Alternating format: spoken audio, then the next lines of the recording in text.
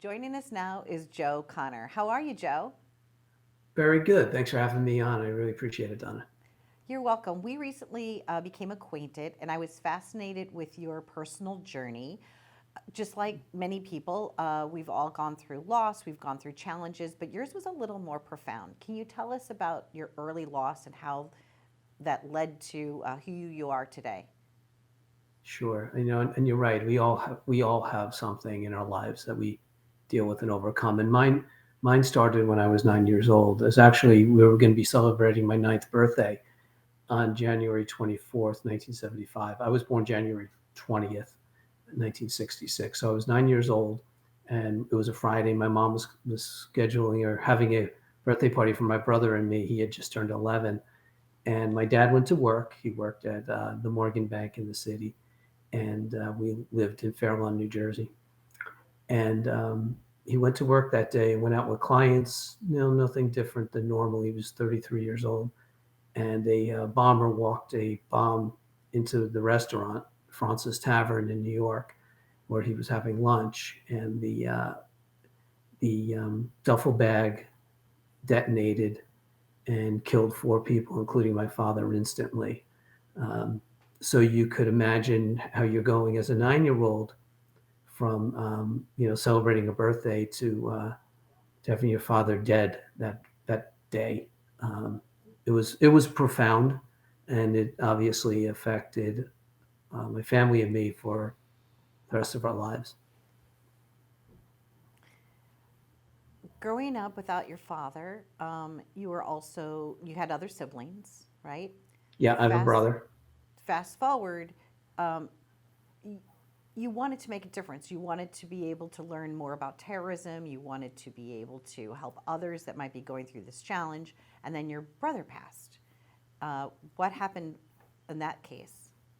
Well, my brother, I did have another brother that died at birth, but my brother Tom is still alive. It was my cousin Steve that was murdered on 9/11. Maybe that's what you meant. That's what you I meant. But apologize. yeah, Yes, Joe. It was. I didn't realize that. So it was your cousin, not your brother. yeah, it was my cousin Steve. Yeah, Steve Okay. Schlag. He was Okay. killed in the North Tower. Um, but he was in a lot of ways like our brother because they lived around we lived in Fairlawn, he lived in Saddlebrook, and my dad and his dad Don Schlag were first cousins and only children and brought up together by their moms who came from Ireland together, and so he was like a brother in a lot of ways, and um, so yeah, we felt the impact of terrorism twice, and but you're right. I mean, we were brought up, and I got to give my mom, who was an Irish immigrant, um, and only person here in her family. Um, so much credit, along with my grandma Connor, who was also from Ireland, and her son is murdered. My mom's husband is murdered. Yet they raised us like, and Grandma Connor said, without hate, and she used that Wow. term back, almost 50 years ago now. And it was really important to them that we lived a good life, that we did the best we could, that we didn't let the terrorists beat us. And there's some amazing stories. Like my brother was 2 years older, and he graduated from Boston College in 1986, the same day that my mom graduated from William Patterson. Now she went to my brother's graduation in Boston rather than her own, but my mom came from Ireland without even a high school diploma, and got her, after my father was killed, murdered, got her equivalency diploma, went to Bergen Community College, and then went to William Patterson and got a college degree. Um, so there was so much that we were to honor my father. And when I started working, I went to Villanova, and I got out of school in '88, and I started working at the Morgan Bank where my dad worked. I needed a job, and when I worked there, I got his files, and I read up about him, like how he did at the job. He was only 33 when he was killed, and I learned so much about him just by reading his files, and I wanted to honor him, and he deserved.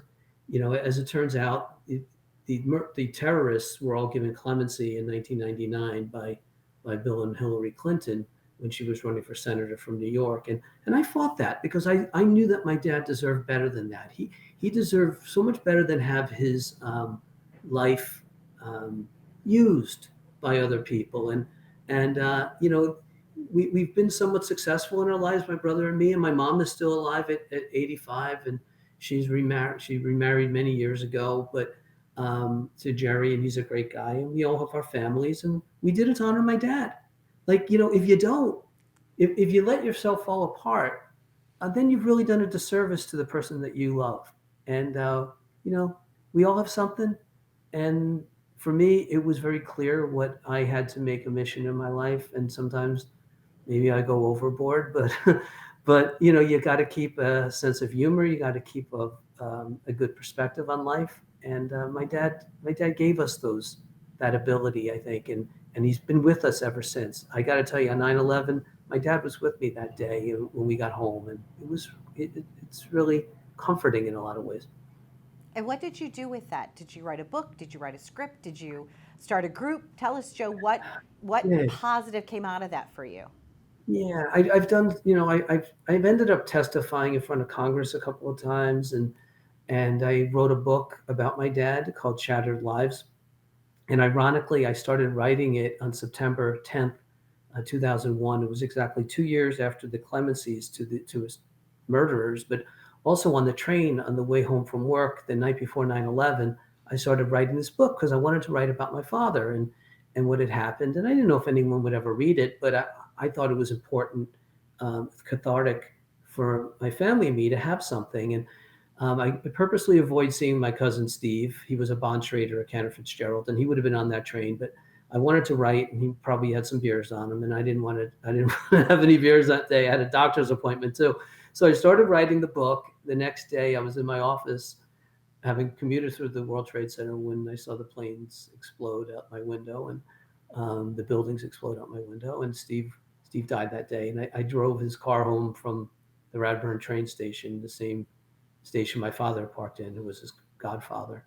So the book changed clearly after that, and right after that, Grandma Connor died, and so the book kind of I had real trouble getting my head around it, but eventually did, and with a guy named Jeff Ingber helped an enormous amount. He co-wrote the book with me, and now we have a documentary movie that's in post production, and we've introduced a bill to Congress called the Officer Warner Forster and Frank Connor Justice Act to bring these terrorists back from Cuba, where some of them are.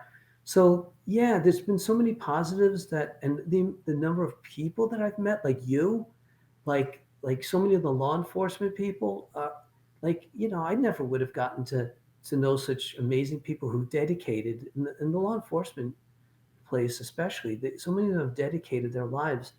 Um, to helping people they never met. I was talking to Rick Hahn, he was the lead investigator, and Jeremy Margolis, the prosecutor in Chicago, just this week. And I talked to them about that. I'm like, you guys, you put up your lives.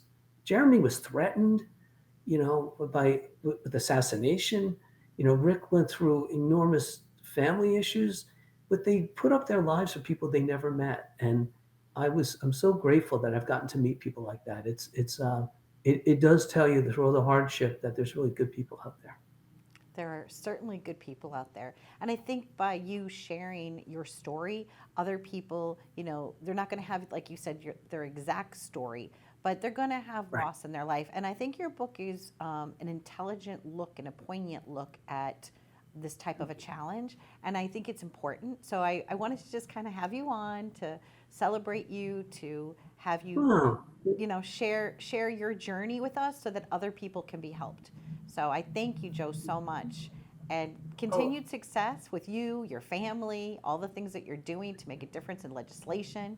You're doing a good job, Joe.